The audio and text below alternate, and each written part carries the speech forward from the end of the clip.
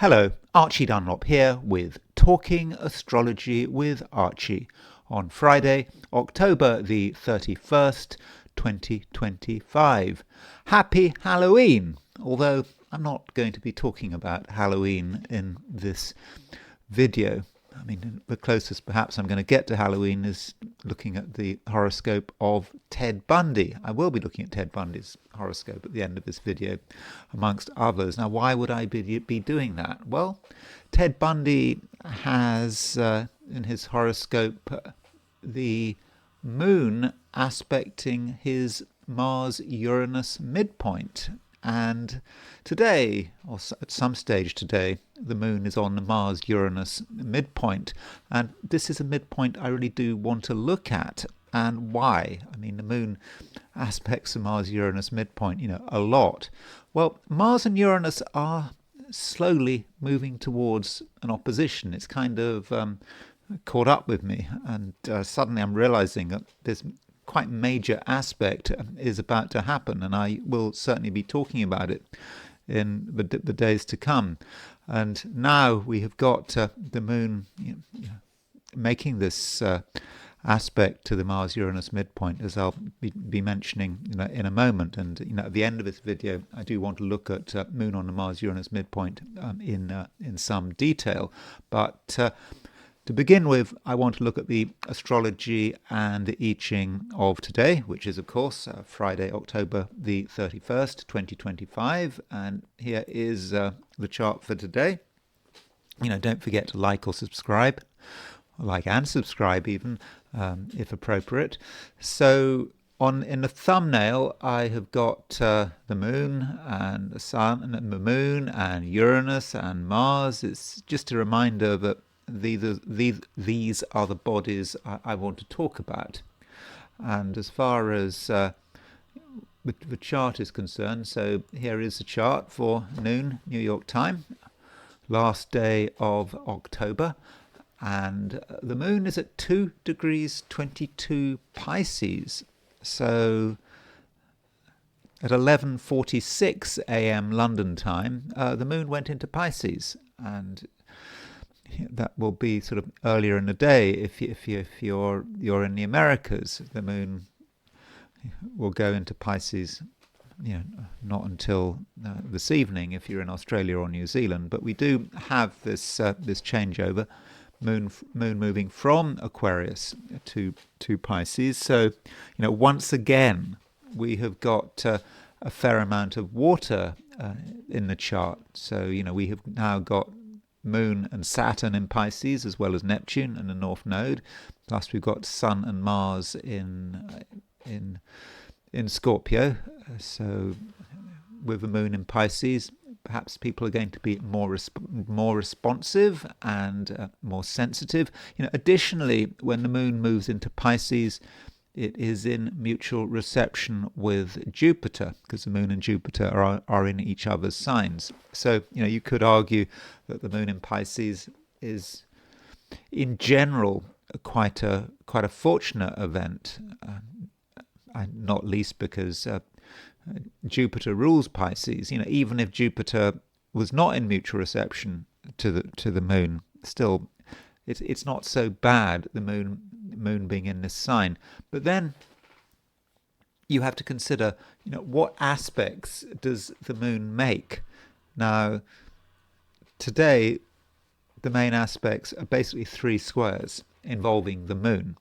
So just before the moon moves into Pisces, it makes a square to Mars. And there you can see it. So the Mars is at 27 Scorpio, and the moon is moon at 27 Aquarius, making that square. So that square may not feel particularly strong if you're in the Americas, but if you're in Eurasia or Australasia, you might pick up on that moon square Mars. And moon square Mars, moon and Mars in fixed signs, there can be a certain amount of resilience, but also stubbornness. There's not much room for compromise while Moon is square Mars, though fortunately, perhaps, it does move into Pisces. But when it moves into Pisces, it makes a square to Uranus. And so there will be a point where the Moon is exactly on the Mars-Uranus midpoint. And I will be looking at this in detail at the end of this video. But there is a sort of Mars-Uranus feel to today. And, this does remind us that Mars is moving towards an opposition to Uranus. And I kind of hadn't really noticed this. I hadn't really thought about it. And then, of course, it's obvious. And so Mars is getting ready to move into Sagittarius. Uranus is, in fact, getting ready to move back into Taurus. And so the two planets will meet. So as far as when that opposition is going to be exact, that Mars-Uranus opposition, well, Mars moves into Sagittarius early next week, and I would have said that opposition is going to be the 4th and the 5th. So early next week, Mars is opposition Uranus, and we should perhaps get ready for it. Now, you could say that already that Mars-Uranus is making itself felt. I mean, Mars and Uranus are now, about 3 degrees apart. Though perhaps it's not as strong as it could be because it's still dissociate. Now, when I say dissociate, I mean Mars and Uranus are not in the natural opposite signs. So Mars in Scorpio opposition Uranus in Gemini is dissociate. It will remain dissociate until they're both in the both in signs of the same polarity. So that still hasn't happened. But 3 degrees apart. You don't necessarily have to look at signs when you consider angles. And so I think that the pace is perhaps beginning to increase, and tension levels are maybe starting to rise, and it might just feel that something has to give. Then the Moon does make a square to Mercury, so Mercury is at 2 degrees Sagittarius. So you then have sort of Moon on the Mercury-Uranus midpoint. So Moon square Mercury, Moon square Uranus. Well, there are things to be said. Or there might be things to be said.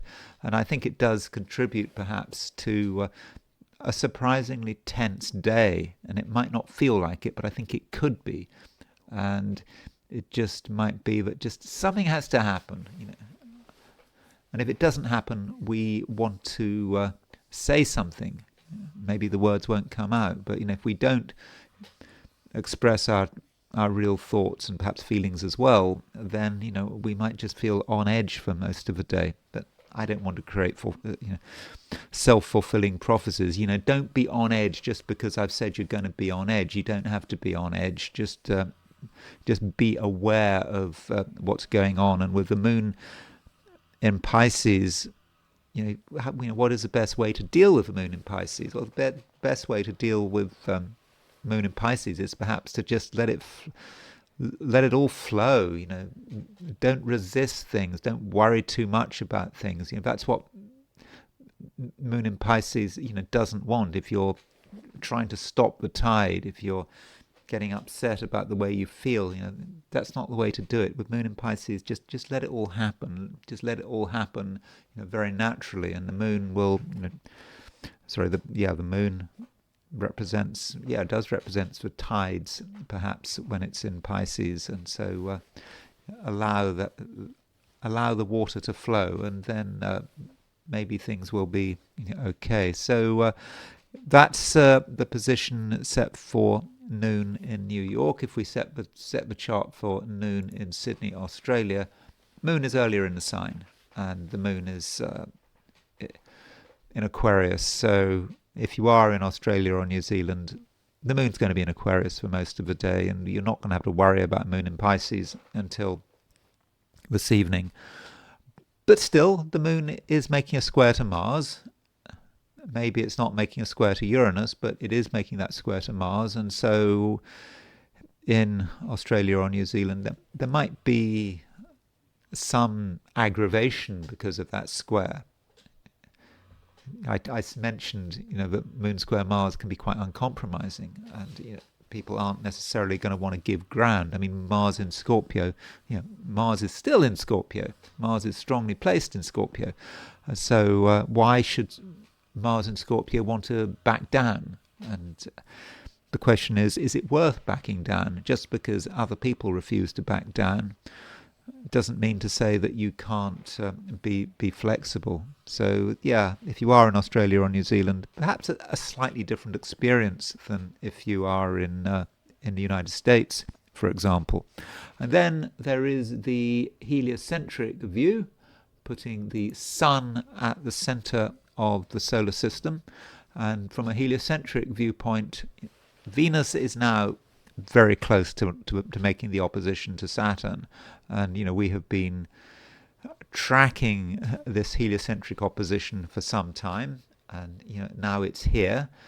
And I think it might sort of add a bit of fuel to the fire. Geocentrically, I talked about the moon making a square to Mars, moon making a square to Uranus, and with Venus opposition Saturn, that perhaps does create added tension, especially as Venus is also a trine Uranus. So the question is,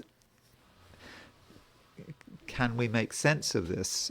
Can we actually allow this configuration to be useful? Venus trine Uranus sounds exciting, and it may be that we'll notice that other people are behaving in a strange way. That's one way of looking at it.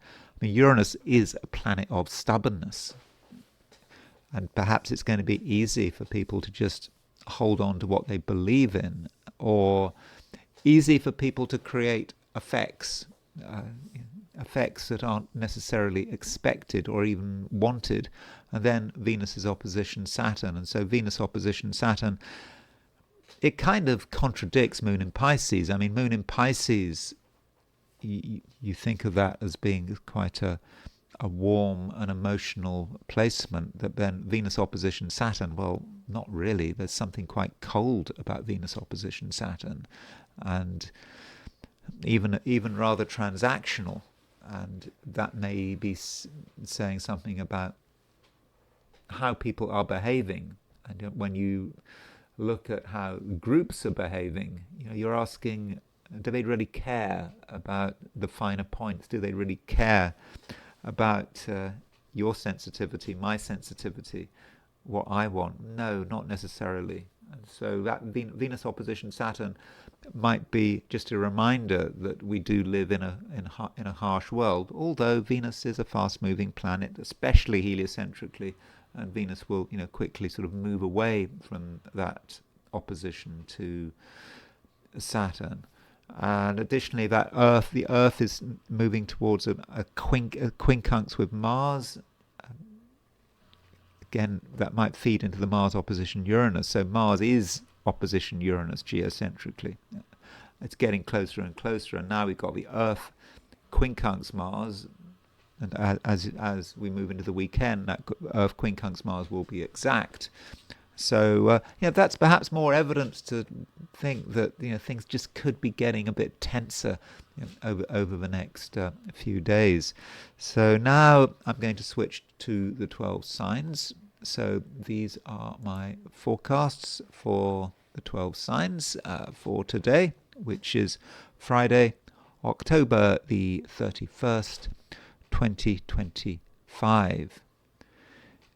You might not be feeling, entirely relaxed. It seems that something is going on. Something is starting to aggravate you. And what's happening is that Mars is moving through late Scorpio. Very strong in late Scorpio because Mars is in its own sign, but it's slowly moving towards an opposition of Uranus. And so with Mars opposition Uranus, you're capable of getting annoyed, and you might be capable also of lashing out. if something is not to your liking, or if you believe that things are just a little too slow, you might want to do something about it, and that can be an Aries trait. Aries does like action. They don't like it when other people are slow and are not particularly responsive, and so Aries can sometimes just do something just to stir things up, and that might be a good thing to do, provided you don't take things too far. Yeah, people can be sluggish. However, you don't want to take things too far. The moon is moving into Pisces, and we know with the moon moving into Pisces, that's not an especially easy place for the moon if you're an Aries. I mean, I'm not saying it's bad, but it's not really what you wanted. And in some respects, you might be better off keeping your opinions to yourself, or keeping your actions to yourself. You might think you're doing the right thing. You might be trying to make something happen, but it just might not be right. And perhaps, Aries, there might be a temptation to just be more open than you have to be. You don't want to reveal everything, and there are certainly things, Aries, that you are annoyed about, I think, but is it really necessary to express your annoyance? In fact, can you do very much? And now Mars is moving through the last degrees of Scorpio, and so Mars in the last degrees of Scorpio, it's just a reminder that there is a process of change. You've done your main work in Scorpio while Mars is in Scorpio, and you're getting ready for Mars to move into Sagittarius. And so if you feel you have to act now, like now this minute, you may get your timing wrong. You may be very close to the moment of action, when you can really be yourself. When you can be an Aries, and you're already feeling it now that Mercury is in Sagittarius. You can see the possibilities, you can think about the possibilities, but as far as the action is concerned, in many cases it just might be best to just hold off, and instead get a sense of yourself, and also to get a sense of your vision. Vision does matter, and if you're not bothered by the complexities of the external world, if you're not bothered with timing, it's not a time to be looking at your watch. I mean, I know, sorry, people don't wear watches anymore, but it's not a time to be looking at the clock on your cell phone. It's not that kind of time. It's rather a time to just soak it all up, and to think about your broader vision. A broader vision that, again, doesn't have to be expressed yet, because I think you do have a broader vision, and it's developing, and perhaps it's been developing ever since Mercury went into Sagittarius a few days ago. It's starting to develop, but it's not complete. It's not all there. And so, Aries, it just could be a time when it might be best if you can show some discipline. And there is no rush. And Aries, can be in a rush, and it can be very frustrating when other people don't share your rush. But you've had the excitement of a grand trine in water signs, and this grand trine in water signs has hopefully contributed to the many insights you've been having, particularly about the society in which you live. And now it just may be time to just taking it all on board as you move into the weekend. I would just accept that you need to spend some time sort of contemplating and be confident about it. You have worked things out. It might not feel like that you've worked things out. There may still be things bothering you. Things aren't moving fast enough, but it shouldn't be a worry. And I think that you do have things to look forward to, and that goes back to Mars changing sign, Mars moving into Sagittarius, and that will be exciting. And Mars is also, don't forget, moving to that opposition of Uranus, as I was saying at the beginning of this piece. And Mars opposition Uranus, that can certainly be exciting, but it can be dangerous. And over the next few days, Aries, I would suggest that you don't do anything that is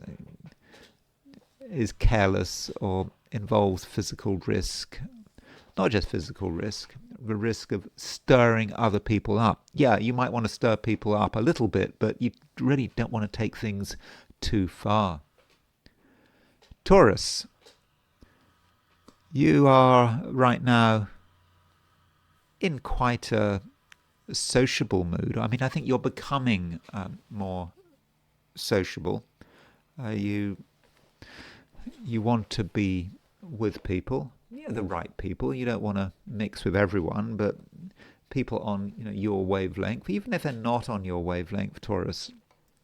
I think that you are becoming more sensitive. There is always this question of sensitivity with Taurus. Taurus, as a sign, is capable of being quite blunt and just looking at things from a surface view and not understanding the subtleties. And so Taurus, and I'm saying this to someone who has got Taurus rising, Taurus can just not be very subtle. That is a Taurian feature. However, right now, I think that you are able to be sensitive. The moon is moving out of Aquarius into Pisces, and as you move into the weekend, the moon will be in Pisces, and so that does allow you to respond. Moon in Pisces is quite a passive placement. You can understand perhaps what other people are expressing and what other people are trying to express, and get some insights into their thoughts and their feelings, and perhaps their worries as well. And if you have that kind of patience, then I think that will hold you in good stead for the weekend as you move into the weekend. And additionally, the moon is making a trine to the sun. And that moon trine sun, I think that's exact tomorrow on Saturday, and that is a good aspect that enables you to understand and balance. Balance is always important. It's not all about you, and by balancing to other people, understanding their viewpoint, I think that you can create a situation which I think is fairly harmonious.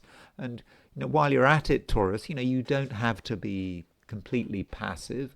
From a social perspective, it's a time when you can make an impression, when you can even break the ice. You can take the initiative. If you take the initiative to begin with, you want to get to know people, you make it clear that you want to get to know people, then your approaches will, I think, be well received.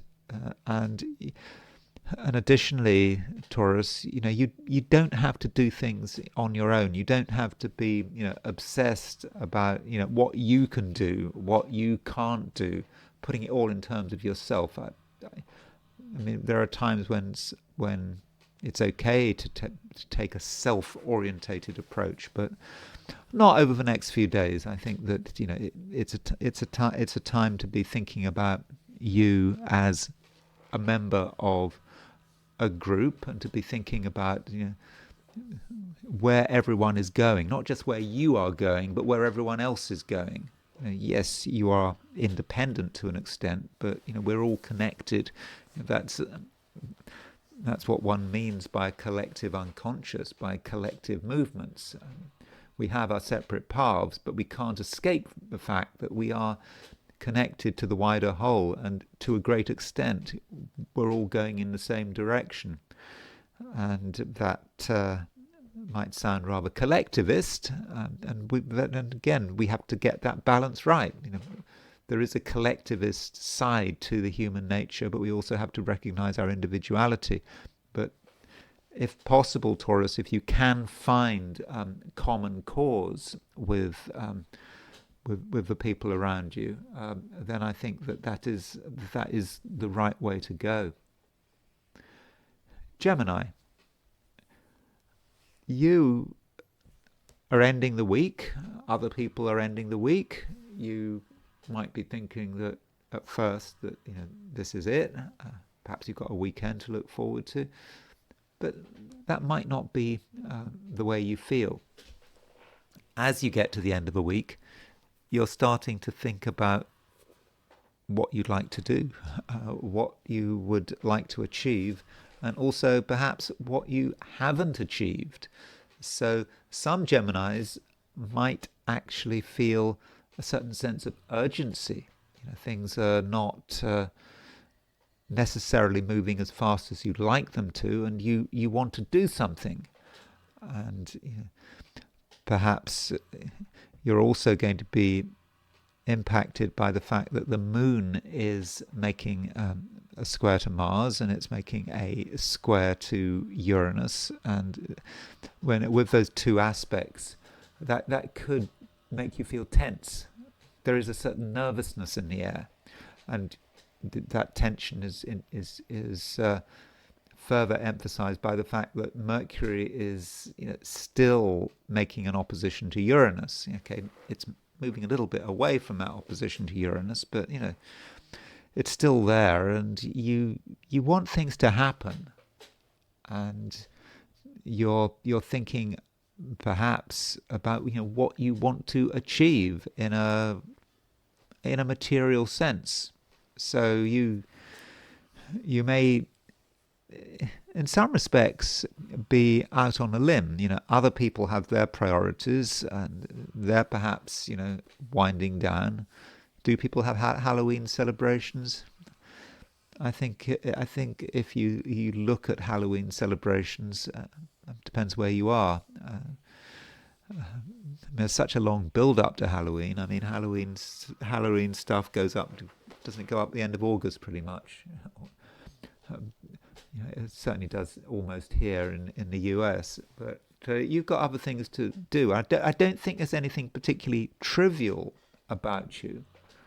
And you have an agenda, and you want to pursue this agenda. So there's nothing wrong with that. Just think about it. But in the process, you might have to go on a somewhat lonely path because other people might not share your views.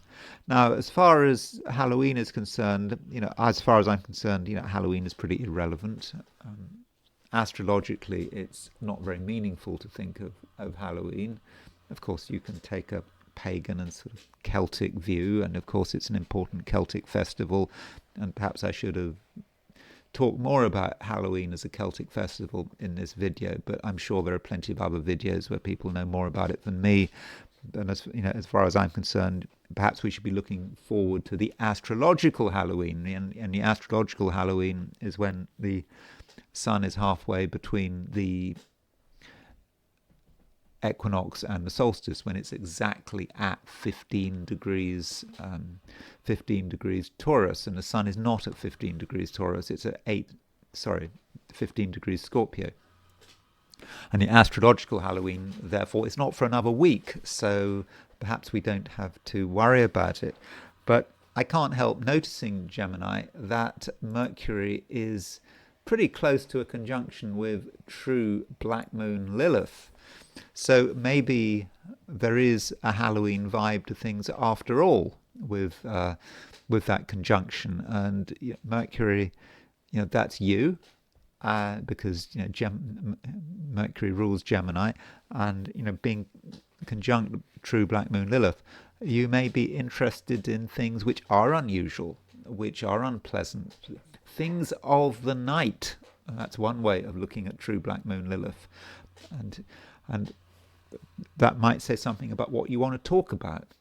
You know, I mean, that's one way of looking at it, isn't it? Mercury conjunct true black moon Lilith wants to talk about things which are dark, which might be a bit scary. Or it might be what you're thinking about.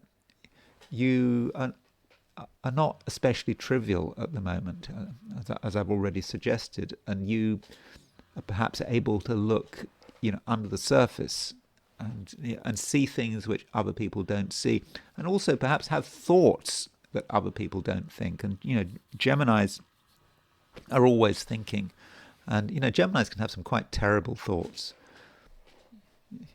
If people knew what the average Gemini thought about, they probably wouldn't want to have anything to do with Gemini. Maybe I shouldn't speak for myself, but that might be how Mercury is.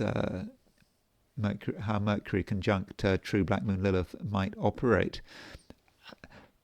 Additionally, with Mercury conjunct true black moon Lilith, that might say something about your perception of other people. Even people who are very close to you, perhaps you can see their darkness for the first time. Okay, I'm sure you're able to appreciate other people's darkness over time, but it might be especially clear, although you don't want to exaggerate. But you can see it. You can see the creatures of the night, and you're aware that it's not as it seems on the surface. And yes, when the shadows lengthen, things can happen. Cancer looks good. You are, I think, feeling better as the day progresses.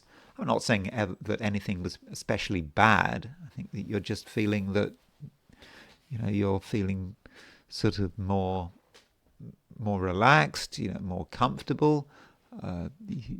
You're sort of more, in your element as the day progresses, and you're able to be yourself, and additionally, you're able to look after yourself. And I don't think that you're going to feel particularly at risk. I mean, I'm not saying you should ever feel at risk, but you can get things in perspective, and I think that for a Cancer, that is important. And you know that however difficult things are, you'll be able to get through. And additionally, you are protected. You're protected, by the fact that the moon in Pisces, when the moon does move into Pisces, is in mutual reception with Jupiter by sign, because moon and Jupiter are in each other's signs. Moon in Pisces, Jupiter in Cancer, and that allows you to sort of drift here and there, not get too caught on anything. That's absolutely not what you want. And you can just keep moving, perhaps almost like a few inches above the ground. You can just keep moving, keep circulating, and in the process discover new things, realize that life is multidimensional, and if anything had worried you in the past, you'll perhaps be able to get a new perspective, be able to see that it really isn't a problem. Now, it is going to be important, Cancer, that you make some effort to be aloof and ever so slightly disinterested. And the reason for that is that the moon is square. It's square Mars. It's square Uranus. The moon is on the Mars-Uranus midpoint. And I know that sounds difficult. I don't see any reason why that should be a problem. I mean, you're certainly aware of the tension around you. You're aware of other people's tension. And you're also aware of how dangerous things can be.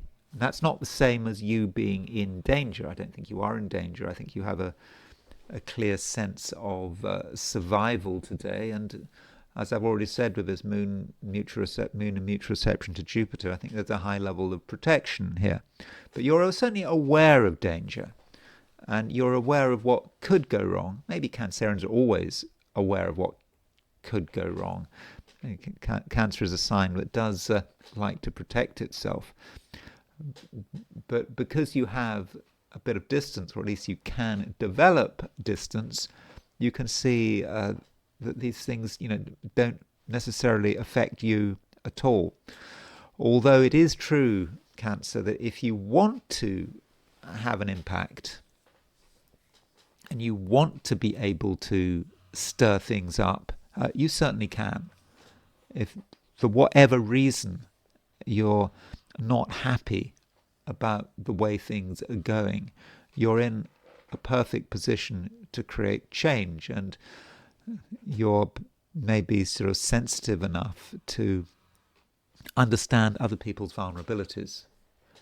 You know what it would take to cause a big change, and some Cancerians may feel that that is the right thing to do, and it perhaps comes from a really deep awareness of other people, of their psychology. I mean, I think that psychologically you really know what's going on, and you can use that knowledge. You could abuse that knowledge as well. So if you want to take advantage of people, exploit their vulnerabilities, then that's something that you probably could do, but you have to think about the ethical side of things, and you don't want to exploit anyone's vulnerabilities unless you really have to, unless it's for the wider good, not just your good. And as the day progresses, as you move into the weekend, you don't want to get too attached, too involved, get too worried about anything. You can just you can just explore, and if you want to, well, you can enjoy Halloween if Halloween is important wherever you are, because I know people do watch this from different parts of the world. As far as I'm concerned, I couldn't care less about Halloween, but but if you want to enjoy Halloween and perhaps think about the mysteries of the day, then you certainly can. Especially with the moon moving into Pisces. And the moon, by the way, in Pisces, when it does move into Pisces, I understand if you're in Australia or New Zealand, the moon won't move into Pisces until this evening. The moon is making a trine to the sun, and that trine to the sun, although it's not exact tomorrow, it's still there. Moon in Pisces trine sun in Scorpio, and that is that is a good aspect. It allows you to feel at one with yourself. Just the mere act of moon and moving into Pisces makes you feel good about yourself. So overall, with Cancer, as Friday turns to Saturday, I think things look pretty good. Leo. I have been talking about Halloween. I mean, I don't think that Halloween is especially necessary or relevant. I'm perhaps more interested in the astrological Halloween, which isn't for a week, which is when the sun is at 15 degrees Scorpio, when it's halfway between the equinox and the solstice. But if you want to get into the Halloween spirit, you certainly can. In perhaps the darker side of that, I think that some Leos are able, or maybe not even able, just find themselves pulled in a particular direction, and pulled into the direction of looking at things in maybe the worst and the most sinister way. I mean, it's not about objective reality, it's just the way your thoughts are heading. And some Leos could have some very interesting and quite dark thoughts, and perhaps this is how you might respond. You have an input, someone says something, you notice something, and most people would see this as being very normal, but you see it as being unusual. as being sinister, as indicating that things are not right. Now that could be, Leo, that right now you have a suspicious mind. You are able to see things in their absolute worst possible light, but not in a way where you feel depressed or bad about it. I think in some respects you almost revel in it, and so in perhaps in that respect you can sort of get into the Halloween spirit, and you certainly know that surface details tell you nothing. It's nice to live on the surface. It's reassuring. But you know that something is going on. No one else can see it, but you can see it. You're aware of it on an emotional level, even. And maybe your emotions at the moment, are quite finely tuned, and you can perhaps see people in a new light. You observe their behavior. You listen to what they say, and you're perhaps able to become aware of the depths of human psychology, and when you're dealing with the depths of human psychology, you just got to be aware of the darkness. If you can't see the darkness, there's a problem, because it means that something is being hidden. And as soon as you see how bad someone can be, maybe you can start to trust them, because you know where it's going, and you can start preparing for the worst. If everything is fine, if everyone is smiling all the time, that is a bad sign. As one would know if one's watched a lot of horror films. It's all nice on the surface, but quietly, something is going horribly wrong. Again, I'm not talking about you and your life. I'm just talking about the world and how you perceive it. And yeah, you are able to look at things in quite an in-depth way, which is kind of surprising, you could say, for a Leo. But then, it is a time of the year when the sun is in Scorpio, and the sun in Scorpio, of course, the sun is your ruler, and this does allow you to really get to the bottom of things. And there could be a moment of surprise when you'd realize that something really is dark, really is horrible, something shocking. I was thinking of cats. Halloween and cats. I've been thinking about cats over the last couple of days, and as far as cats are concerned, of course, you think about Halloween and cats, don't you? And people like their cats. A lot of people like their cats, but the figures are really disturbing. I mean, cats are a serious invasive species in America. They kill something like 1.5 billion birds in the US every year. And if you look at all of the ways in which birds die, I think you could look at the figures and say something like 1/4 of birds are killed by cats. And of course, when one thinks about cats, one does think about Halloween, and one sees a cat on the surface and you see, oh, it's a cat, it's a nice cat. But when you actually look underneath, you realize how much damage cats actually cause, and they are an invasive species, and that's a real bother. So when you see a cat, well, I don't know, and there is a real clash. Apparently there is a clash between cat people and bird people. If you're into birds, and one should be into birds. I mean, birds are important, plus birds have their own rights, and one introduces cats into an environment, and it causes complete chaos. I mean, why am I telling you this? Well, I suppose Leo is your sign, and Leo is the lion, and it's just a reminder that nothing is quite as it seems, and there could just be some shock realization. Maybe maybe not of a factual nature, but something you just understand. You suddenly understand that something is bad. You didn't think it was bad. You hadn't even thought about it before, but now you do think about it. And can you do something about it? Or is it just the world in which you're living? Virgo. Mercury is conjunct true black moon Lilith.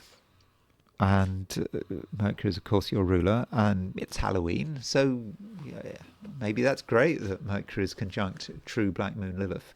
And Mercury says something about the way you express yourself. It also says something about the way you're thinking.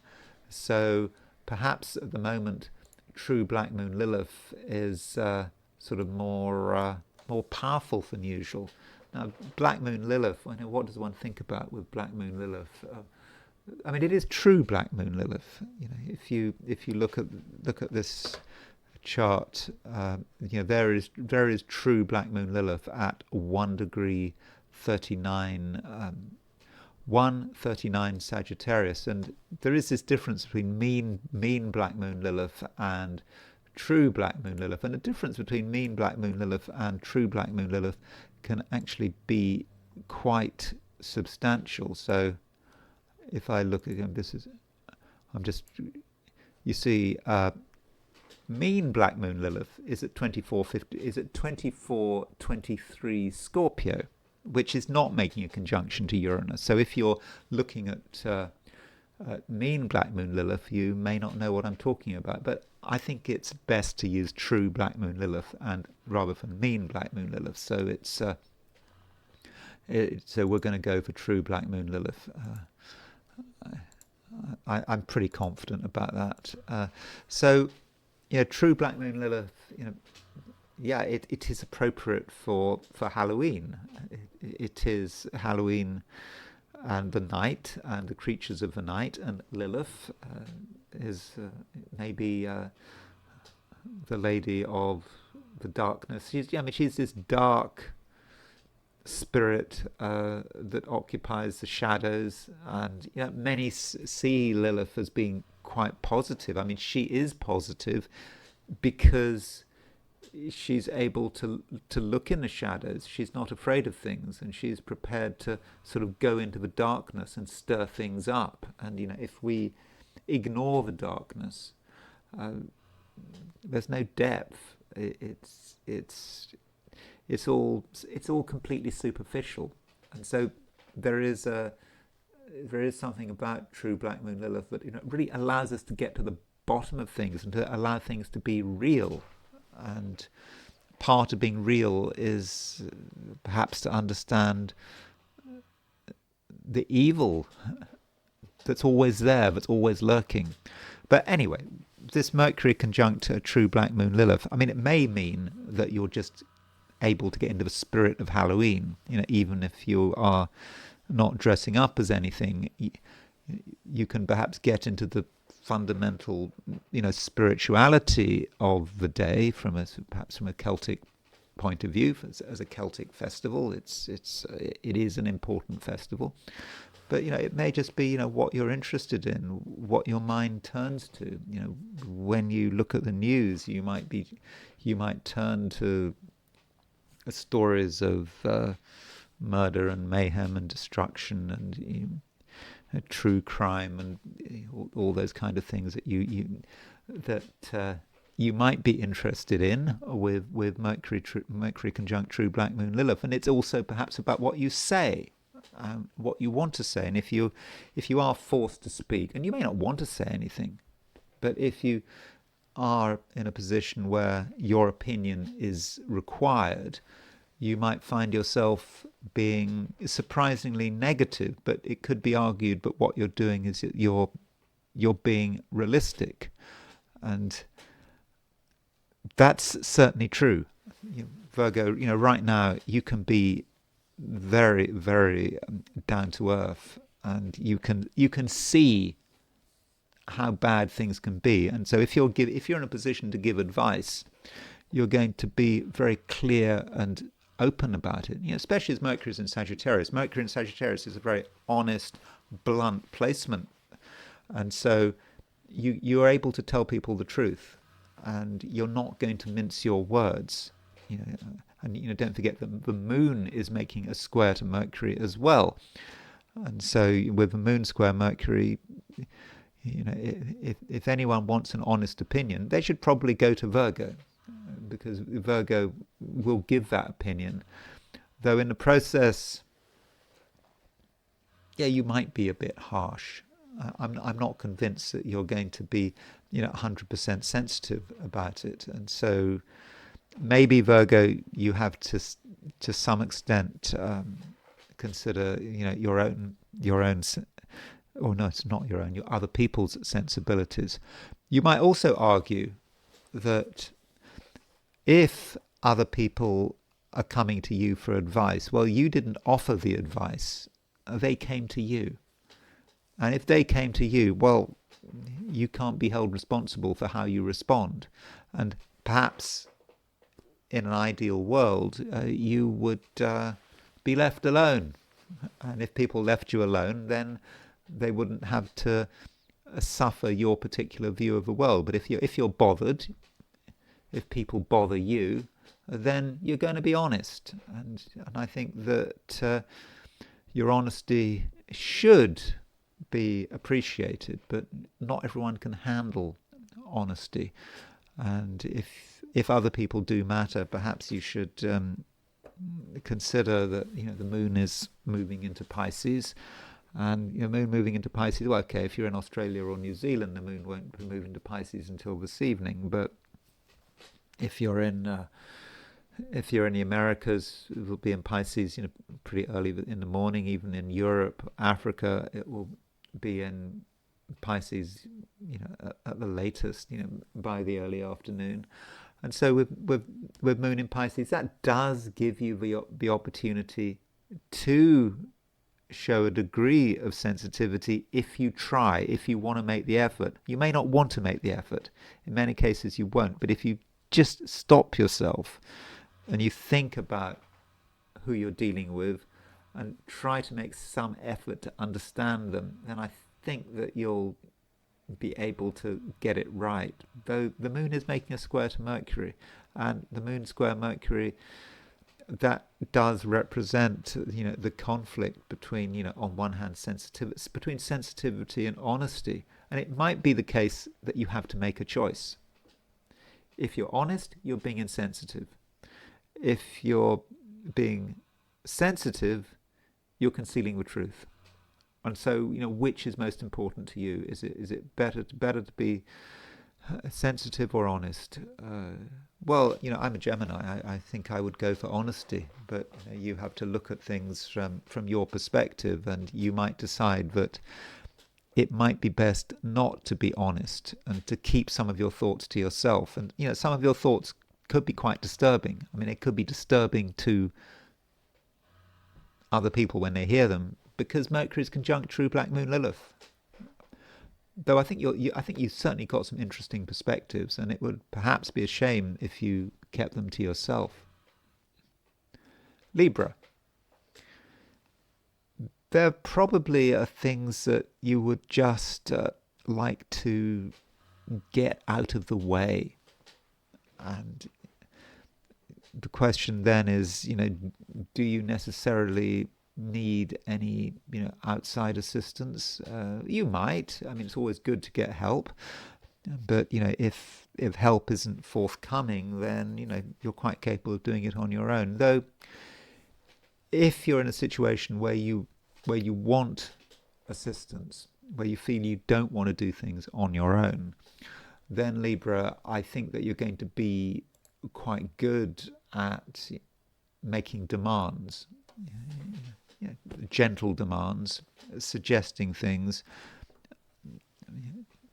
and making sure that people are listening to you. Yeah, you can make your presence felt, but I think that many Librans are not really going to want to. I think that you'll perhaps be happiest to do things in your own way, and you're perhaps realizing it's the end of a month, aside from it being Halloween, last day of October. What have you achieved? What have you not achieved?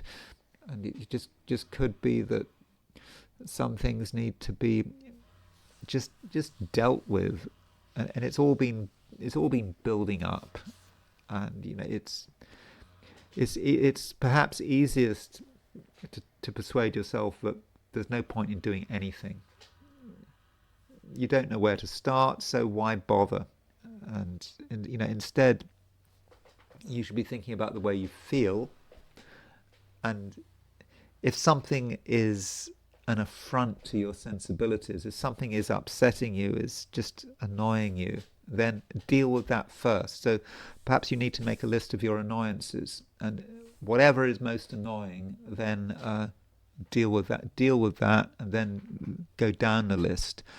And in that way, you can slowly sort things out, and you will start to make some order out of chaos. And so I think that's probably the best way of dealing with the day, and not just today. I think it goes into tomorrow as well. So it is very much a wrapping up of things as you move into November, because you know that if you want to move on, you do have to kind of clear the decks, and that just might be all there is to it. Now, as far as what happens when you talk, I've said that you can be persuasive. People will listen to you.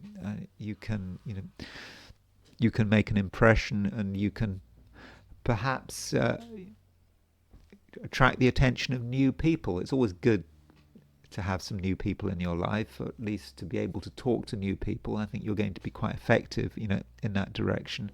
But you don't want to say too much. I mean, we shouldn't forget that Mercury is conjunct true black moon Lilith, and Mercury conjunct true black moon Lilith may say something about what you communicate and the words you use, and perhaps the words you use may not always be particularly sensible. If you talk too much, I think if you say a bit, it's fine. If you don't say more than you have to. But if you keep talking, if you're engaged in sort of a lengthy conversation, for example, you might start to sort of move into areas that may not get a good reaction. And that's something that a lot of the 12 signs are experiencing this, because of Mercury being conjunct true black moon Lilith. And when we're talking about true black moon Lilith, you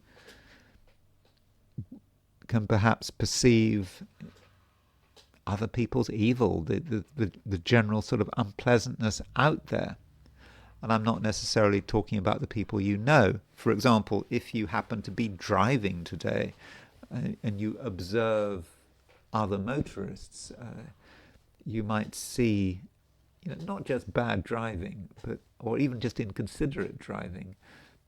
There may be something you see on the roads that is completely unpleasant. And it's not just about you driving. It could be if you're using public transport. Public transport could, in its own way, be quite a disturbing experience. Whether it's driving on a motorway or a freeway, or on public transport, or if you're on public transport, you can just see people, and you can see their behavior, and you can speculate about why they're behaving the way they're behaving, because certainly public transport, that is a place where you really see the darkness, and where you shouldn't make eye contact. It's a bad time to be making eye contact with strangers on public transport, with Mercury conjunct true black moon Lilith. And I remember years ago I was on the underground, and I noticed someone on the underground, and I looked at him and I thought, that guy is really evil. There is something really bad about that person.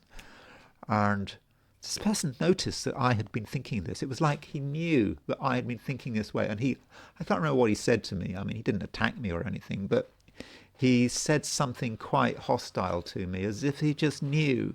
And maybe that's how true black moon Lilith is working. So if you are traveling, whether it's in your car, on public transport, keep yourself to yourself, and don't look around, and be aware.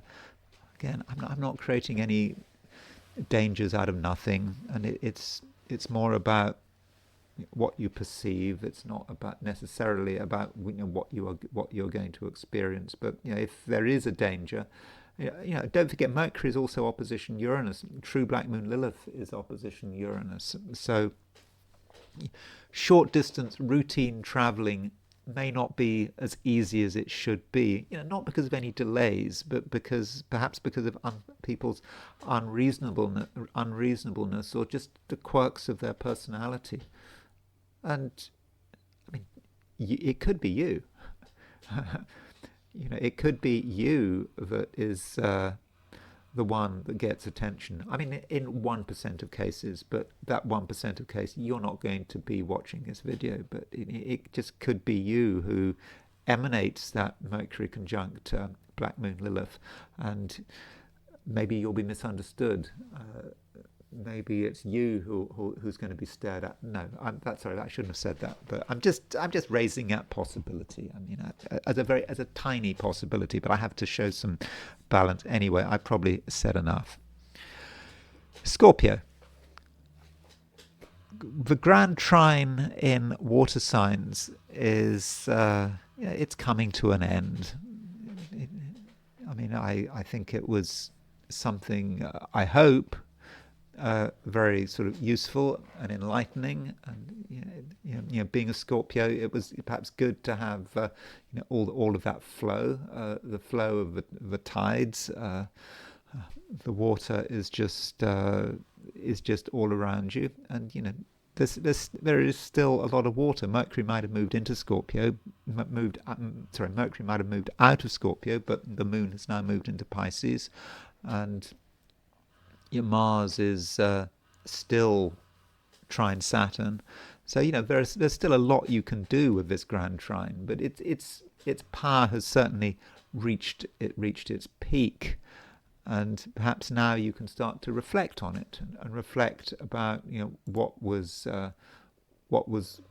released, perhaps how you have changed, how your perceptions have changed over the last few days, and you're still enjoying the Scorpio season, and it does just go on. The sun is still pretty early in Scorpio, and 8.5 degrees Scorpio, so there's still sort of 3 weeks of the sun in Scorpio, and also avail yourself still of Mars in Scorpio. Mars doesn't leave Scorpio until early next week. And now we've got the moon in Pisces, so that it's a time when Scorpio, you very much can be yourself, and things are still moving, and at the same time there may be moments of annoyance. I mean, these moments of annoyance really shouldn't bother you, but we can't escape the fact that the moon is square Mars and the moon is square Uranus. And if you do get annoyed about something, you should just remember your own strength. You're only going to get genuinely annoyed about something if you feel that you don't have much power, that you're not in a position to make things happen. Now, clearly you are in a position to make things happen. You should know that you really are very strong, that you've got a lot of resources that you can bring into play. But if you perhaps just feel you haven't, for some reason, you underestimate yourself. And if you underestimate yourself, you could get annoyed. You feel you have to do something, say something, in order to put yourself back in the center of things. And this just might be a question of exaggeration. And if you look at things again, Scorpio, then I think that you'll start to realize your strengths. And when we're talking about your strengths, it's not just about your sensitivity. It's about your power, and it's also about desire. I mean, desire is a word that one often uses with Scorpio. It's one of the Scorpio keywords. When you learn astrology, very often you have a list. I do this. For example, Aries. I can't remember what it was. Was it something like I initiate or I lead, or Scorpio? And then with Scorpio it might be I desire. With Gemini it might be I think. Anyway, it's just a good way of trying to get to grips with the signs. But don't forget that desire, something that you want, and it's something very personal. It's not what someone else wants. It's not something that can be just described in terms of money or a price. It's something more fundamental than that. And with this grand trine, perhaps this concept of desire was becoming important. Maybe it's still becoming important. And now with the moon moving into Pisces in mutual reception to Jupiter, you do know what you want, and you know what's important. And I think that it is a time, Scorpio, when you can certainly get your priorities right. You've worked it all. You've worked it all through, and you can now start to bring things down to earth. You have the emotional desire. Okay, that's great, but what does that mean in terms of the real world? How do you define that desire? As a Scorpio, you might say, well, you can't define it. You can't define it as a single object, but perhaps you should, because it's quite grounding, and there may be a shortage of grounding at the moment. Scorpios can be rather ungrounded because they can just go off on their own tangents, and especially now when there are no planets in Earth signs. There really is this lack of balance. Nothing in Virgo, nothing in Taurus, nothing in Capricorn, and so you could just be too abstract, and instead try to imagine in a sort of 3D way what it is that you want, and perhaps even try to talk about it. And once you start to talk about it, that might show that you're serious, and then once you start to talk about it, you can actually obtain it. So that might be the process. I mean, that's one way of looking at today, but I do think that with the moon moving into Pisces, because it has been in Aquarius, and that maybe wasn't great, the moon being in Aquarius, but now that the moon is in Pisces in mutual reception to Jupiter, you do have a strong sense of what you want and what you can do. What you can do, not what anyone else can do. And that's the way forward. If you're doing something because you want to do it, and you're not worrying too much about outside demands, then that is definitely the right approach. Sagittarius.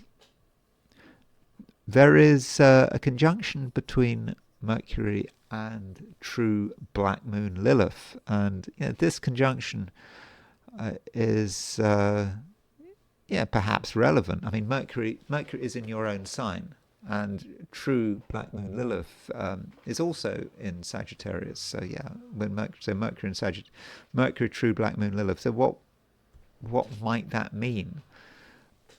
Well, it could say something about what you say and how you communicate. And you being a Sagittarius, you're quite capable of being very honest, very blunt. If something needs to be said, you're going to say it.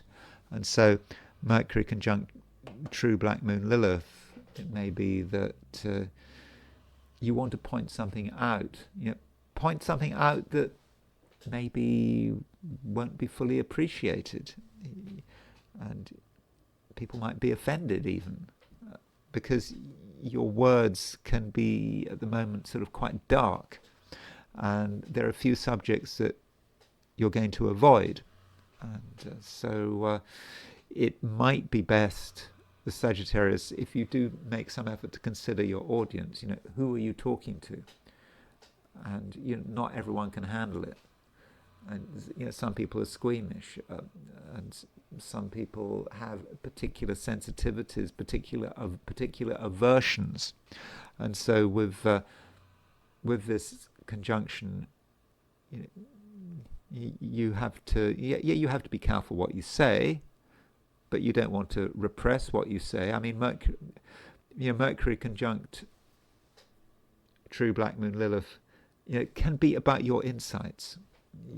You perceive something. You perceive a darkness and an unpleasantness that perhaps other people just don't notice. They don't see it, but you see it.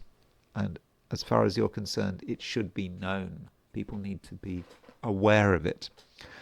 And once you realize that something needs to be brought out into the open, maybe you have no choice. I mean, that is part of the role of Sagittarius. Sagittarius is there to stir things up,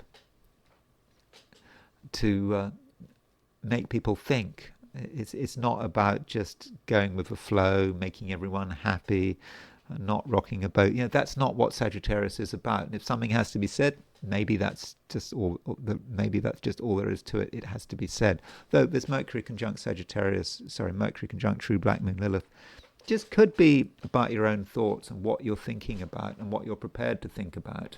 And there are no limits. You're prepared to go deeply into things and to read about things, research things, analyze things, which may not always be very pleasant, but they're important.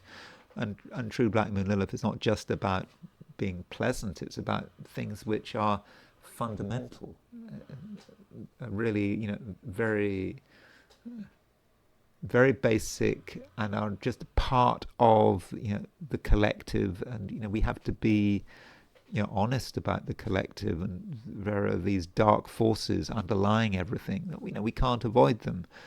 Particularly now when it's Halloween. I mean, Halloween is a time to be confronting these dark forces. I'm not a big fan of Halloween, but it is a time when one thinks about death. I mean, it is a festival of death, and where we can confront death and issues around it. And I think that with Mercury conjunct black moon Lilith, I think in a sort of a mental, cognitive way, I think that you get it. You get that nothing lasts forever, but perhaps also with Halloween, one doesn't think just about death. One thinks about what comes afterwards.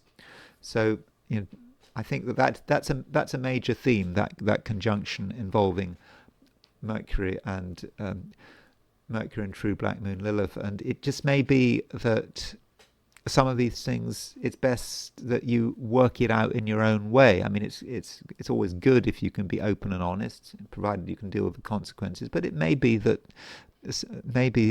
Sagittarius, that you just want to just do things in your own way. You don't necessarily have to engage with other people. Maybe it's best not to. I mean, the headline aspect for today is Moon on the Mars-Uranus midpoint. There is this Mars-Uranus opposition brewing, and this Mars-Uranus opposition is likely to have some impact upon you. Mars is moving into Sagittarius, Uranus is in Gemini, and this Mars-Uranus opposition, so it could affect you, and it might be sort of encouraging you to be quite hasty, be in a hurry, not care what you destroy in the process, what you break in the process.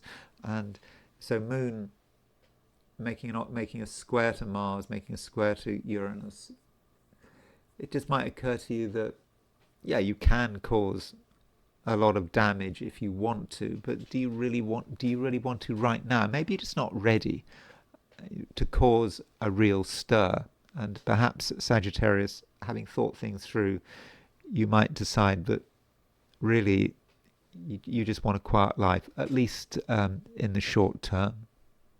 Capricorn.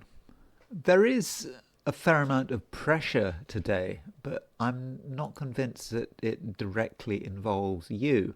Perhaps you're just aware of the pressure that other people are under. People just seem stressed out. They don't seem especially relaxed, and you can see it all. You can perceive it, and this, in some respects, is contrary to the way you are feeling.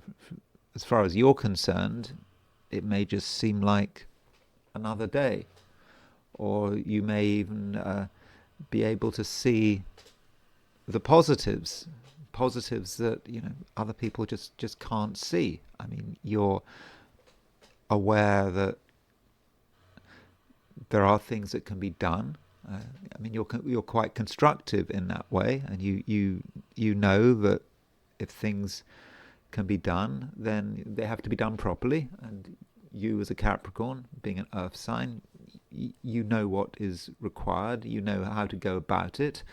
And so, there could be just a sort of a mismatch. It just may feel that your approach and other people's approach is just not quite the same thing. And you're moving in sort of different directions. And, if you get to know another person, if you get to know the way they're thinking about everything, what their perceptions are, it just could be a million miles from you. And this might give you an opportunity to be a stabilizing influence. I don't think that today is an especially stable day for a lot of people. I'm not saying that it's going to be totally unstable, but people just don't seem to be very sure of themselves, and there's just an overall lack of grounding. And so, Capricorn, what can you do? Well, you can provide a certain amount of grounding, not just for yourself, but also for sort of other people. And maybe at the same time, if you're dealing with frustration, again, not your frustration, other people's frustration, what other people are upset about it, you can, if you're given a chance, allow everyone to see things in perspective. People need perspective. And perspective right now can be very difficult to find, but from a Capricorn view, that's what you have. And so that might be your role today, to bring things down to earth as far as you can. And all this to an extent links with the grand trine. We had this grand trine over the last few days. It was high energy, but it was a grand trine in water. People had all sorts of ideas, and not just ideas, but fantasies and feelings, and they perhaps didn't really know what to do with it. And they could have felt frustrated, and they didn't know where they were taking anything. But you, Capricorn, were in a great position to take control of it all. And you can't just be a prey to sort of whirling emotions. And perhaps that's one way of looking at grand trine in water. But Saturn was involved in this grand trine, and it's still involved with the grand trine, because the grand trine is in operation. And perhaps you can create some stability, and also maybe say some kind words. Your ability to communicate in a sympathetic way is pretty good right now. If you make the effort, okay.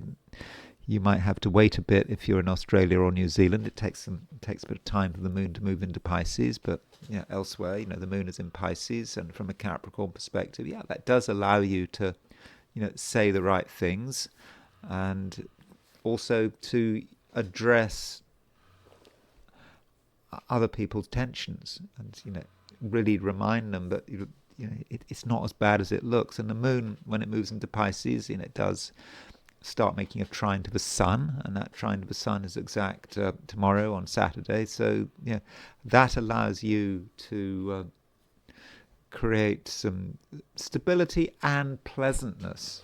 And if you are with other people and having to deal with other people's concerns, I think that you can almost be quite healing. You can show that there's really not a great deal to worry about, and so Capricorn,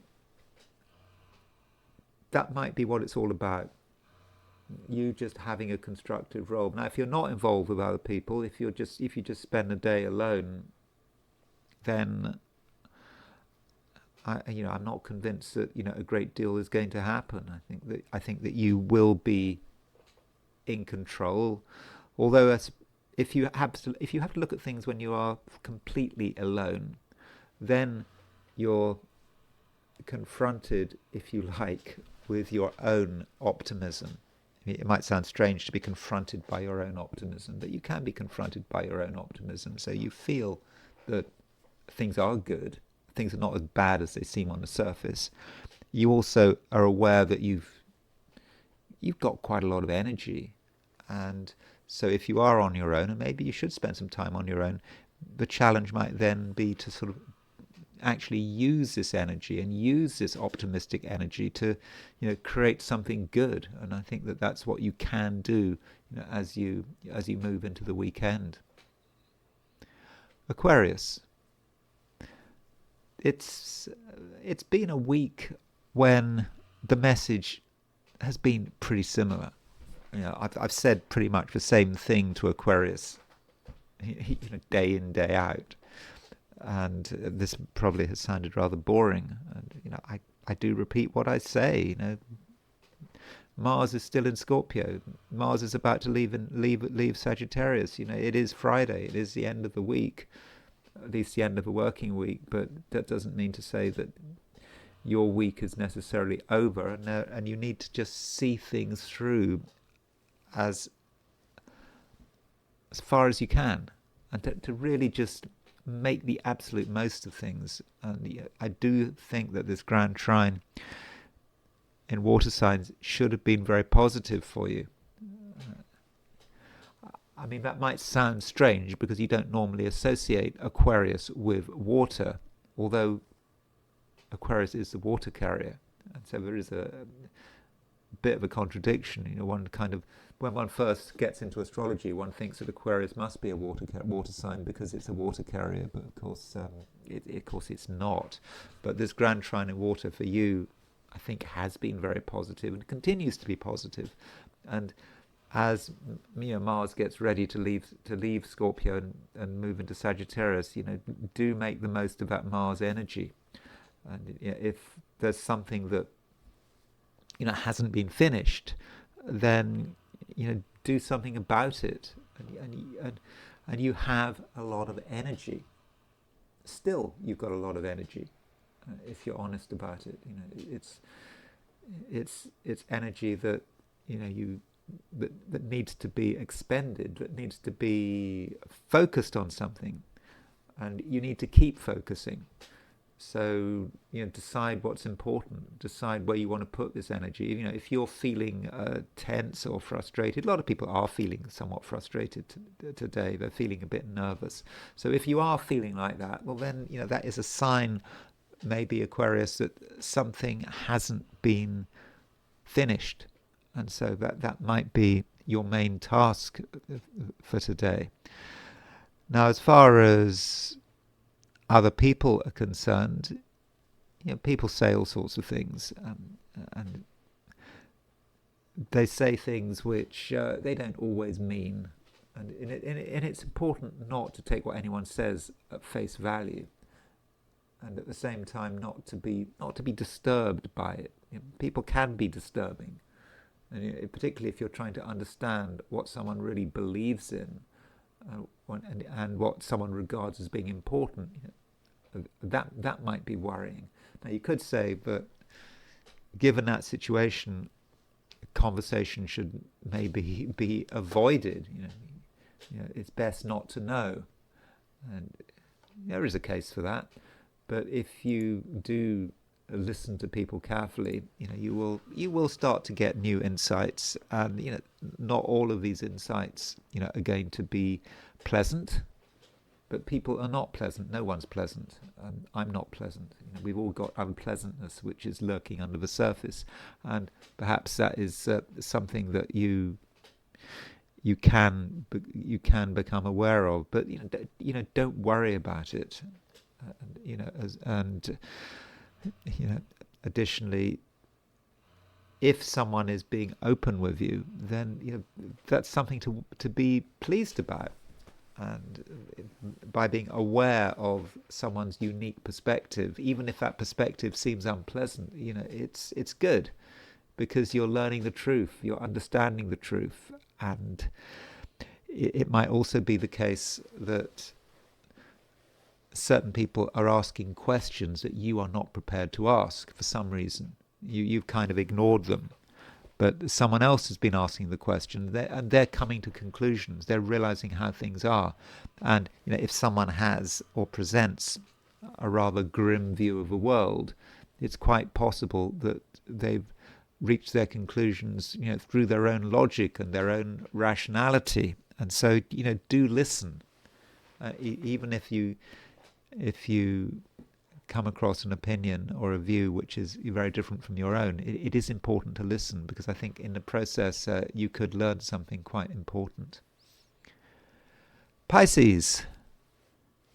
The moon is moving into your sign, and if you're in the Americas, that will happen pretty early in the morning. If you're in Australasia, well, that won't happen until this evening. But in the end, the moon is moving into Pisces, and with the moon moving into Pisces, a lot of things are now starting to make sense. Perhaps the grand trine in water signs is starting to make sense. We have had this grand trine in water signs dominating the week, and now you're perhaps starting to understand it, and you're taking it on board. And many Pisceans might get a feeling about what needs to be done now. You've reached a certain stage, you've reached a certain level of understanding, and now you have to take the next step. And it won't be as difficult as you'd imagined. Although you certainly have to have your eyes open. That does matter, and progress requires honesty. That's certainly true. And honesty has many forms, and honesty often means being just aware of how bad things could be, being aware also of other people's flaws. When I say how bad things could be, I must emphasize, I'm not saying that things are bad for you. It's about what the world is like. And this is a constant message as I've been going through the 12 signs, of dealing with perhaps an underlying unpleasantness, an unpleasantness which just is part of the human condition. And the more aware you are, then the easier it's going to become, because there aren't going to be any unpleasant surprises. And it may be the case that if you want to make real progress, you have to talk about things that people aren't really interested in talking about. They'd rather sweep it under the carpet. But you're not in the mood for sweeping things under the carpet. You're capable of being honest. And by the same token, you should appreciate other people's honesty. Some people could be very honest. We have Mercury conjunct true black moon Lilith. And Mercury conjunct true black moon Lilith may represent a person who has a particular view, a view that could be quite dark, and they're ready to confront things which, to begin with, you don't want to touch. But by listening and by being aware of what you're being told, or may not be what you're being told by another person, what you're reading, the facts as they are, it all matters.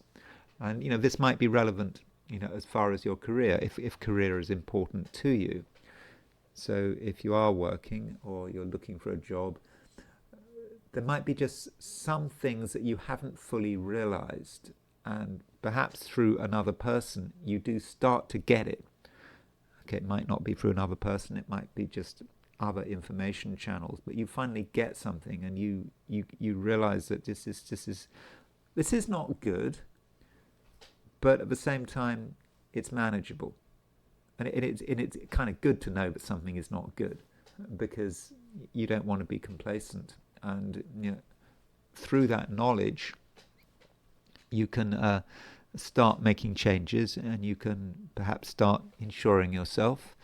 And in many cases, it may be possible that you can benefit from the knowledge, knowing that something isn't perfect, knowing that things could go wrong in the near future. By knowing all of this, then you don't just prepare yourself, but you're strengthening yourself, and maybe you're putting yourself in maybe pole position for future success.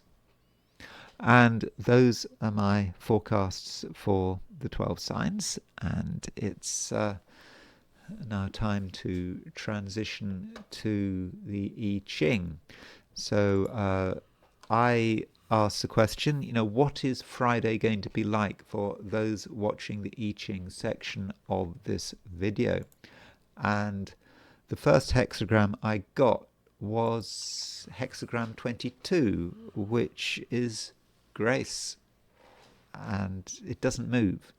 Now, grace as a hexagram is perhaps problematic because it doesn't move. And furthermore, grace is not a very exciting hexagram.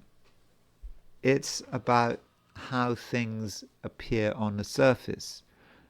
It's all about perhaps looking good, but not too good. It's not about showing off. It's about appearances, and one shouldn't necessarily go beyond appearances. It doesn't mean anything.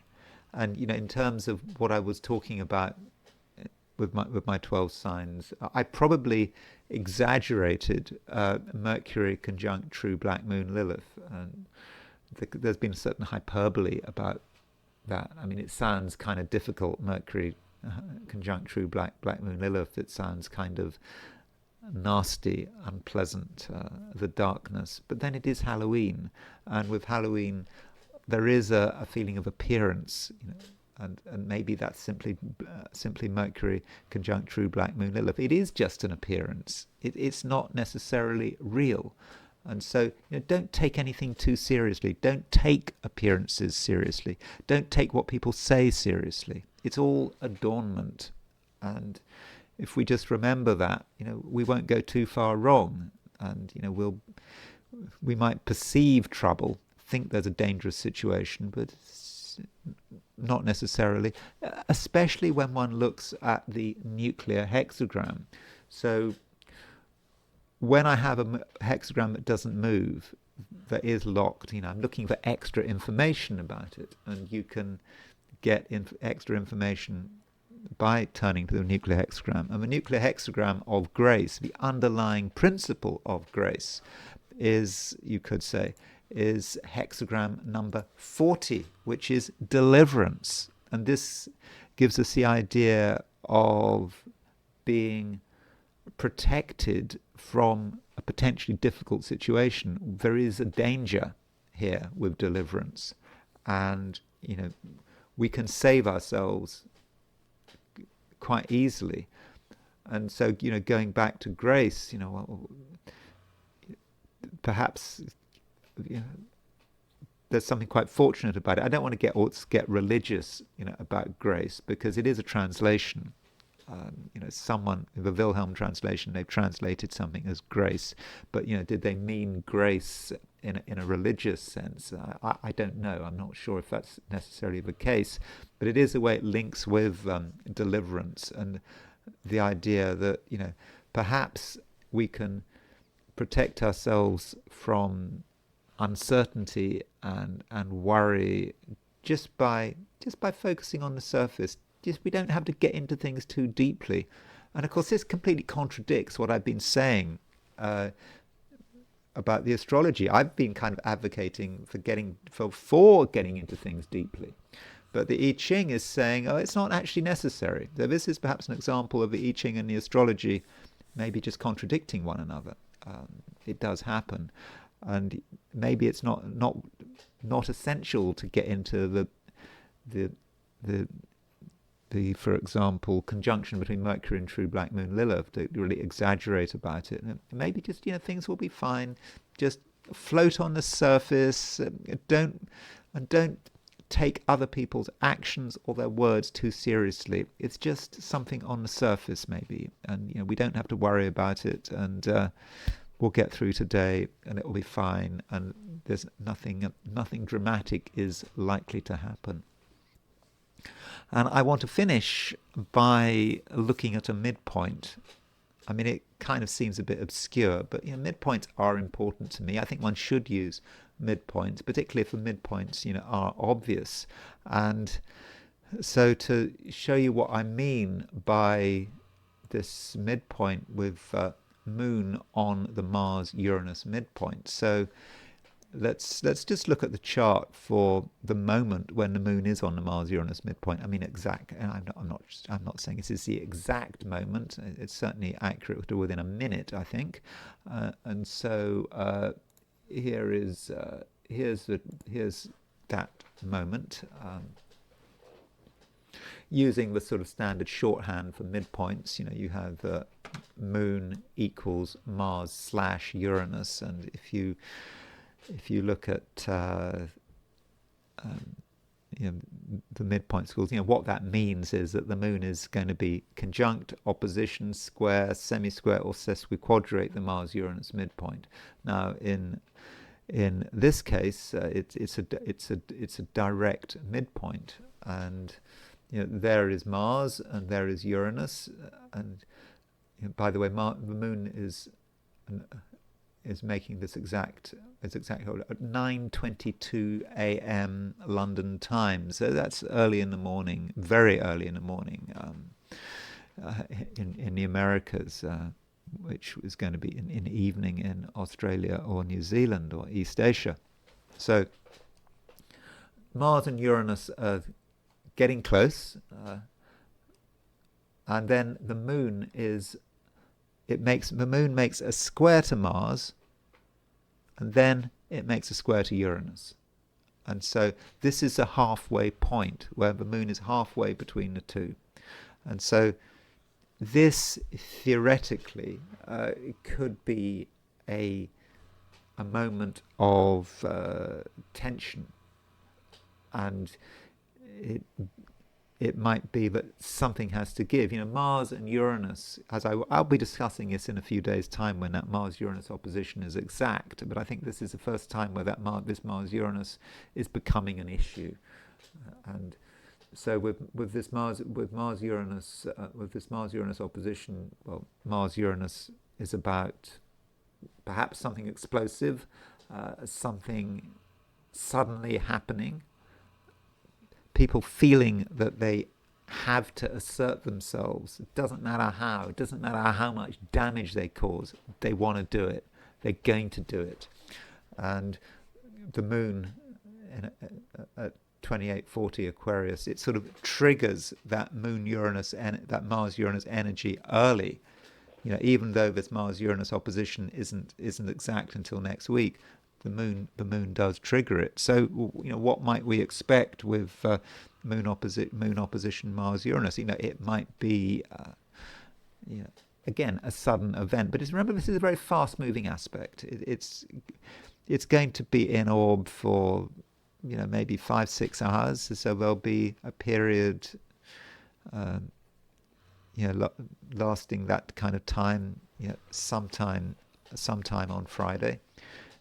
And as far as what it might mean, as I did yesterday, I think when I was looking at midpoints, it's always a good idea to get a kind of objective source. So Reinhold Ebertin, the combination of stellar influences, he says about Moon on the Mars-Uranus midpoint He says that it is the principle, now talking about the principle, a sudden application of effort and intervention in the body. That's Mars-Uranus. But with Moon on the Mars-Uranus, he says, energy or power of life governed by feeling, the desire to achieve something very big, ambition, special effort expended by a woman, parentheses, birth, accident or injury happening to girls and women. That's what he said, sick, SIC. That's the exact wording he uses. So why would he talk about women being more affected by men? Because the moon is a female planet, and if you look at Eberton and Witter, when you look at midpoints involving the moon, it's very often women rather than men. So perhaps that's talking about impulsive women, or it could be bad things happening to women, or needn't be bad, could be explosive, but it's a very short term midpoint, just lasting 6 hours. So I think it's very likely that nothing will happen, but I think it's still good to be aware of. And this happens at 9:22 a.m. So 9:22 a.m.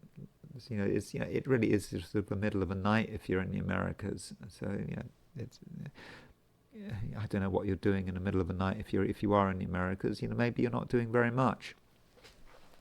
So to further understand Moon on the Mars-Uranus midpoint, I just want to look at a few events that took place when Moon was on the Mars-Uranus midpoint. And one event was the Entebbe operation. So the Entebbe operation, nearly 50 years ago.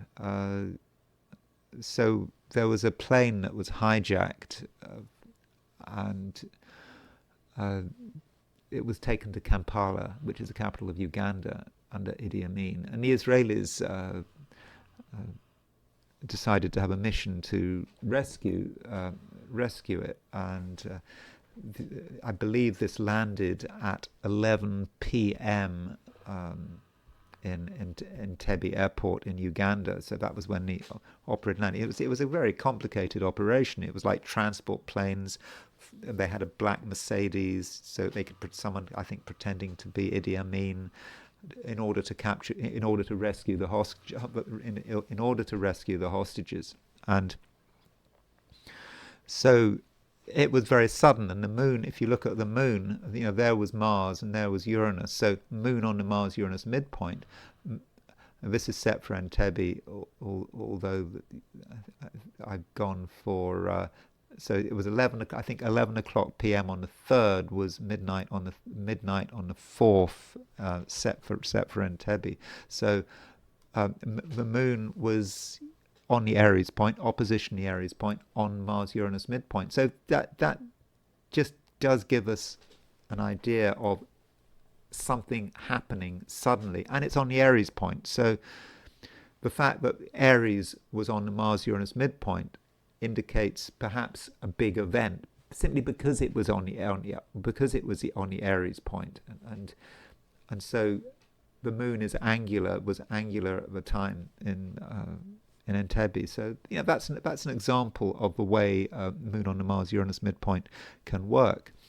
And another event which impacted Israel was the Munich Olympics in 1972. So this is the chart for the opening ceremony of the Munich Olympics. Now, in the Munich Olympics in 1972, the Palestinians attacked Israeli athletes, killed a lot of them, and then over the years Mossad went to great pains to make sure that anyone involved in the attack was killed. And so here's the chart for the opening ceremony. So when you've got an opening ceremony of the Olympics, this is electional astrology. You need to make sure as far as possible that everything is in the right place. Now, this is not a great chart for the opening ceremony of an Olympics, with Saturn on the descendant and Uranus on the midheaven. You'll notice that it opened at 3 p.m. That's quite early for an opening ceremony. I think nowadays they happen in the evening, but apparently this opening ceremony was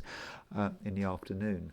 So you already had Saturn on the descendant, Uranus on the midheaven, which is quite dramatic. That in itself is something of a warning. And there's Mars and Uranus, and also Sun conjunct Mars. I mean, Sun conjunct Mars is quite sort of fiery and quite dangerous, and so the Moon quite close to Skeet. I don't think it was exactly on Skeet. Let me just see how far the Moon was from Skeet at the time of the opening ceremony. I think it was. Moon was at 1 degree and 47 minutes off Skeet, so it was certainly not exactly on Skeet. I don't know what orb you can use. Maybe if you use higher orbs, you could say that there's a Skeet feeling. Remember, Skeet is a fixed star associated with accidents and disasters, and so Moon on the Mars-Uranus midpoint. So I mean, that is kind of fitting, if that's the right word. I mean, it's descriptive, and perhaps that's a warning that you shouldn't start things when the Moon is on the Mars-Uranus midpoint. And continuing with Germany, Nazi Germany came into being when Hitler seized power on January the 30th, 1933, and there's Mars, and where's Mars gone? Mars, and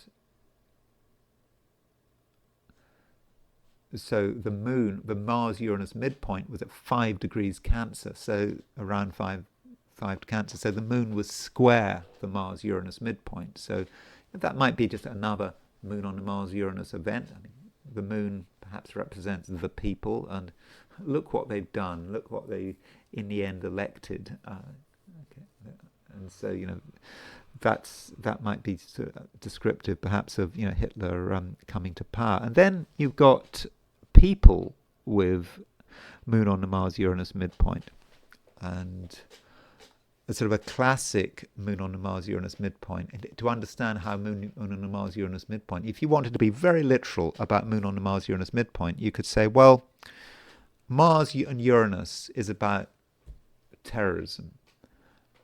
Moon on the Mars-Uranus midpoint would be a woman who is a terrorist, and that's certainly true for Ulrike Meinhof. So Ulrike Meinhof, I think she was a journalist to begin with. She was a left-wing journalist, born on October the 7th, 1934 in Germany, and through her research and who she was interviewing, I think she got involved with Andreas Baader, and she actually became part of the terrorist organization, the Baader Meinhof gang. And there is her. So she had the Moon at 26 degrees Virgo, and her Mars. There's her Mars and Uranus. So there's her Mars and Uranus. So her Mars-Uranus midpoint was at around 26 Sagittarius, her direct Mars-Uranus. So she had Moon square her Mars-Uranus midpoint. Again, Moon is the woman.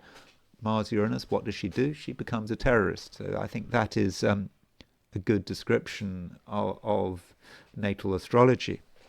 And the Canadian Prime Minister likewise has Moon, Mars, Uranus. So you can see this clearly. You don't need to use any imagination here, because Mark Carney has a Mars-Uranus conjunction in his horoscope, and he's got Moon on his Mars-Uranus midpoint. And we know with Mark Carney,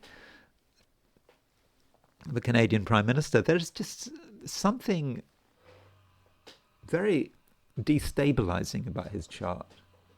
And I'm not saying this from any partisan point of view. I'm not Canadian. I'm not in Canada. But there's something extreme about his chart that I'm not sure we've fully seen it. And of course, now he's Prime Minister, he might be having more of an influence, and he's connected perhaps with his country's destiny. And his country has elected a man with Moon on the Mars-Uranus midpoint, Moon conjunct Pluto, Moon conjunct Uranus. I just feel that maybe he could be getting his country into trouble, getting his country involved in a situation that it really shouldn't be getting into. I mean, this may just say something about his personality, though. Moon on the Mars-Uranus midpoint. It could say something about the women in his life. I don't know, but maybe there's just a potential here with Carney's chart that hasn't yet been revealed, and maybe that says something about the future. I mean, he's got a very good chart in many respects. I mean, he's got Jupiter in Taurus, rising, and it's in mutual reception to Venus in Pisces. So the Jupiter and Venus are in each other's signs. It's a great chart, you could say, but still, there is something unsettling about it, and maybe we'll see. And finally, I'd mentioned that I'd be talking about Ted Bundy. And so Ted Bundy, if you don't know, was a serial killer. He killed a huge amount of women in the 70s, and he was really incredibly intelligent. At one point, he was, I think, training to be a lawyer. I mean, really very, very intelligent, and he died in the electric chair in 1989. And so here's the horoscope of Ted Bundy, and born November the 24th, 1946. And so Ted Bundy, there's Ted Bundy. He sort of had a wide opposition between Mars and Uranus, but you can see he also had a Moon-Mars conjunction and Moon opposition. So his Moon was square his Mars-Uranus midpoint, and I think again you can see this by eye, and that might say something about his psychology, his attitude to women. I mean, I don't know. I haven't really gone into great detail about Ted Bundy and why he did what he did. I mean, because it's unusual. I mean, well, for a start, he killed so many people, but in fact, he had so many opportunities in life that he was interested in other things, and so that's him. And I think that certainly talks about his behavior. But what's really interesting about Ted Bundy is the horoscope of his execution. So Ted Bundy, yes, he was executed in the electric chair at 7:16 a.m. on January the 24th, 1989. And when he died, there was a grand trine in Earth signs. So the Moon was at 3 degrees Virgo, Mars was at 3 degrees Virgo. Moon, Mars, and Uranus were at Moon was at almost 4 degrees Virgo. So there was a grand trine between Moon, Mars, and Uranus. And to be more precise, he had the Moon on his Mars-Uranus midpoint. Sorry, at the time of the execution, Moon was conjunct the Mars-Uranus midpoint.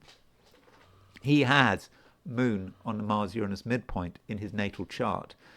And of course, dying by the electric chair, it is a very Mars-Uranus way to die. Mars-Uranus can be electricity, and it completely describes it. And if you look at this chart, if you look at the whole sign chart, you've got Moon conjunct the South Node in the whole. If you take the whole sign, the Moon will be in the 8th. Moon on the Mars-Uranus midpoint. You could just say, death by the electric chair. And I think that's a good sign of, or good indication of how Moon on the Mars-Uranus midpoint might work, and of course, electricity. So while Moon is on the Mars-Uranus midpoint, you certainly wouldn't want to be playing with electricity. I mean, that is a bad thing to be doing. So anyway, I hope you enjoyed this video, and that you're going to have a great Halloween. If you did enjoy this video, I'd be grateful if you were to like this video. If you're not subscribed, I'd be super grateful if you were to subscribe. If you want to buy me a coffee, there's a link in the description. And I will talk to you again tomorrow.